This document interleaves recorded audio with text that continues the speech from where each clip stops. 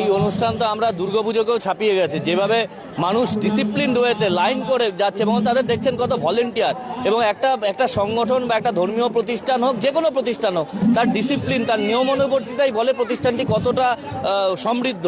তাই আমার মনে হয় এখানে যারা ভক্তবৃন্দ রয়েছে তারা যেভাবে তাদের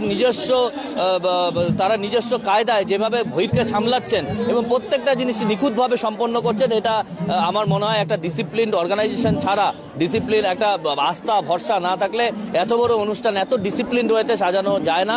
দেখছেন কোনো জায়গায় কোনো বিশৃঙ্খলা নেই, হাজারে হাজারে মানুষ ওখানে ভান্ডারাতে প্রসাদ গ্রহণ করছে, এদিকে মন্দির দর্শন করছে, ওইদিকে মেডিকেল ক্যাম্প চলছে, প্রত্যেকটা জায়গা নিখুঁত, ওইদিকে সাংস্কৃতিক অনুষ্ঠান চলবে। এই একটা বড় প্যারেড গ্রাউন্ড মাঠের বিভিন্ন প্রান্তে বিভিন্ন অনুষ্ঠান হচ্ছে, কিন্তু কোনো জায়গায় কোনো শৃঙ্খলার অভাব নেই। এটা প্রমাণ করে যে এখানকার যারা ভক্তবৃন্দ তারা কতটা ডিসিপ্লিন, তারা কতটা নিয়মানুবর্তিতা মেনে চলে, এটা আমাদেরকে শিক্ষা দিল।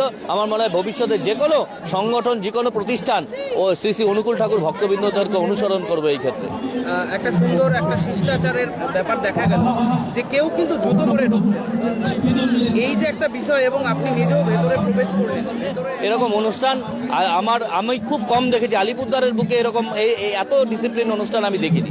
থ্যাংক ইউ, ধন্যবাদ। জয় গুরু।